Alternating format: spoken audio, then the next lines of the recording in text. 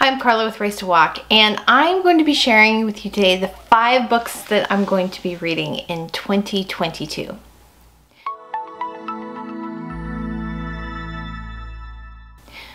But before we get started, a little bit about this channel. Here we share good thoughts about good words, and on Fridays I host a live Bible study on Instagram on Race to Walk, and then I publish 2 videos a week. Usually I publish a replay of that Bible study video as well as a video about books. So if you're interested in either of those things, be sure to like and subscribe and hit the bell for notifications so you can get updates about new videos. So 5 books. Now normally I do this in like December or early January, but obviously I am behind this year. So the first on my list of what I want to read in 2022 is Against Celsus by Origen. Now, I've been doing, for the past couple years, I've been doing one big theological read a year. So a couple years ago, I read City of God by Augustine. Last year, my big theological read was Against Heresies by Irenaeus. And then this year, I decided that I want to read Against Celsus.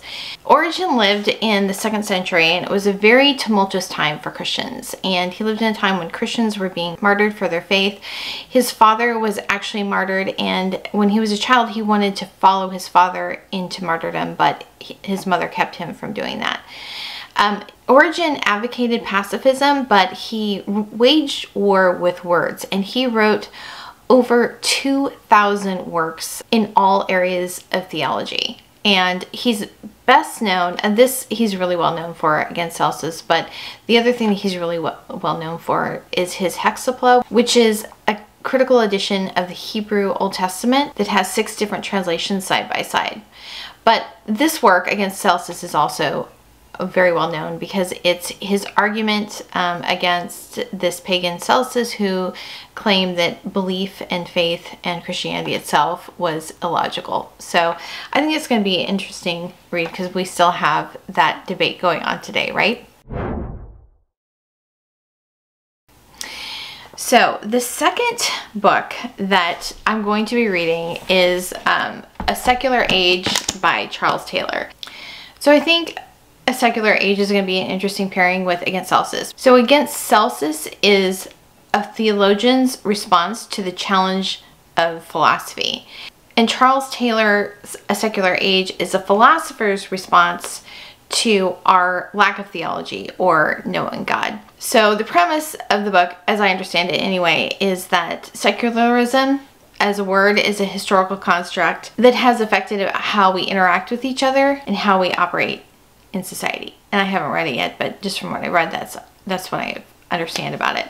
I did come across another really interesting book. I'm not gonna this is the thing, I try to keep my TBR list very short because I just other books come up and then I don't read the ones that are on my list, and then I feel like I'm not getting things done that I need to get done, even though I make up these things for myself. But anyway, this is a book called Alasdair MacIntyre, Charles Taylor, and the Demise of Naturalism, Reunifying Political Theory and Social Science by Jason Blakely, which integrates A Secular Age by Taylor and After Virtue by Alasdair MacIntyre, which I thought sounded really interesting. So if anybody's read that, let me know. Let me know if I need to put that on my list too, but it's not going to be my list of 5 that I have to read for 2022. So the third on my list is A History of Western Philosophy by W.T. Jones. And here's the story about this. Look how big this book is. Is this not huge? So backstory on this, we were reading Orthodoxy by G.K. Chesterton, and people in the discussion were saying, oh, this is Nietzsche. And I was like, okay, so I've read a little bit of Nietzsche, but not very much. And there's, this mention of all these other philosophers, and I haven't really read a lot of modern philosophy, and so some of the references were a little bit hard to follow because I haven't read it. And so when we were talking, my friend Annie recommended Kant in the 19th century, which is a kind of an overview of the different philosophers of the time. And what that turned out that it was, she had like an individual book, but there's actually 6 in the series that go from like classical thought all the way up to modern thought. And if you look on Amazon or like eBay and look at the prices, they range for these individual books on each time period. They're like $40, and some of them were like $250. I mean, just pretty spendy. And so anyway, I was researching and I'd actually ordered a couple of them off of eBay, the individual ones, and I came across this book on Amazon for $1.99. And this is all 5 of this is a first edition. And so this one was published in, I think, like in the 50s. So obviously it doesn't have the most recent section on modern philosophy. But anyway, I thought I'm just going to get this rather than spending all that money on the individual books.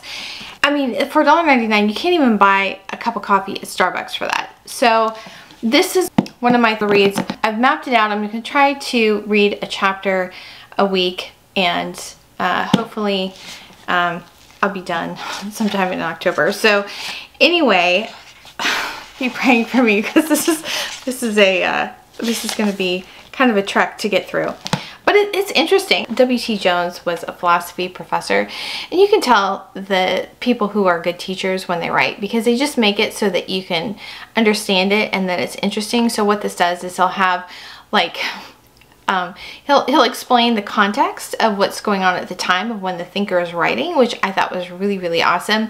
And then he'll have excerpts of some of the different writers. So you're not reading like huge amounts of the philosophers that he's talking about, but you're getting like a little picture of what it is that they're writing. And some of the excerpts he selected were kind of interesting. So anyway, after this year, I should have a pretty good understanding of the last 2,000 years of history of philosophy, at least just like a surface level. So the 4th book I'm planning on reading is The Annotated Alice, and this is by Lewis Carroll and Martin Gardner. So this was in 2020, I think, and I could actually tell you a story about when I was watching this, but I was watching Tim Burton's Alice in Wonderland, and it was just so interesting to me how the screenwriter just was integrating ideas about free will and determinism. And I was thinking, how did I never notice this before? And so we were talking about it in the book club, and somebody said, oh yeah, Carol has like these little embedded philosophy in Alice in Wonderland, and there's all kinds of writings on it. And she recommended this, Annotated Alice, because it has like a lot of commentary. And I've had this book, I just haven't read it. So this is going to be on my to be read list for 2022. And it's pretty cool because it has, like, I don't know if you can tell, but it has illustrations in it. It has the works, Alice in Wonderland and Through the Looking Glass, but it also has essays on it and, you know, some of the major commentary on it. So I think that this should be an interesting read. I did start it, I just didn't finish it. So anyway, so this is number 4 on my list to read. So number 5, as you can tell, I have some kind of heavy stuff. So I wanted to have something that's a little bit lighter. And my last book on my to be read list is Waverley by Sir Walter Scott. So Sir Walter Scott was a Scottish novelist and playwright, and he lived between 1775 and 1832. Modern readers may be familiar with his work, The Lady of the Lake, that shows up in a lot of different things. You might also be familiar with some of his modern adaptations into movies like Ivanhoe or Rob Roy.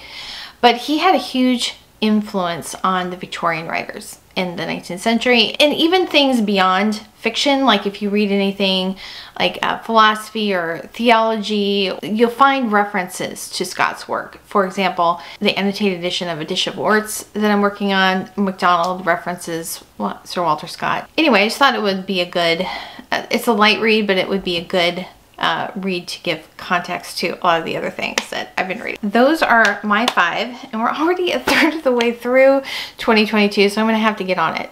I'm trying to remember. I've actually read quite a bit so far in 2022, but none of the ones that I'm on my list. And my other goal for this year is to not have any like leftovers, any partial books that I haven't read. So I have a few of those that I'm finishing up too from last year. So anyway, that's on my list that I'm going to be reading. So let me know what you're reading and how you're doing on your reading goals for 2022. Thanks for watching, and I'll see you next time.